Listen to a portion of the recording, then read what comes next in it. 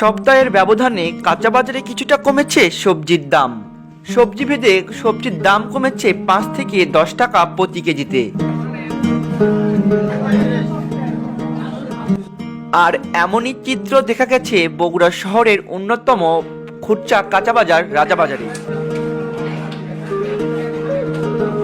শীতকালীন সবজি দিয়ে বাজার যেন কানায় কানায় পরিপূর্ণ। নতুন আলু বিক্রি হচ্ছে 100 টাকা কেজি, পুরাতন আলু 74 টাকা কেজি, ফুলকপি 40, পিঁপড়ে 40, ছিম 70, করলা 80, মূলো 20 সহ কাঁচামরিচ 100 টাকা কেজি বিক্রি হচ্ছে।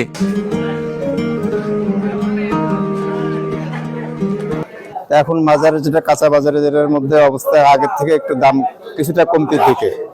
আমার মনে হচ্ছে যে গ্র্যাজুয়ালি এটা আরো কমবে, কিছুদিনের মধ্যে হয়তো আমরা আর একটু সহজে সস্তায় হয়তো পেতে পারবো।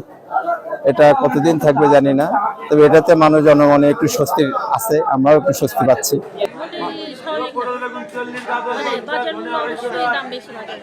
প্রত্যেকটা জিনিসের দাম বেশি, নিম্ন মধ্যবিত্ত প্লাস বিত্তশালীদের বিষয়টা আলাদা। তবে বিক্রেতারা বলছে প্রতিনিয়তই ওঠানামা করছে সবজির বাজার।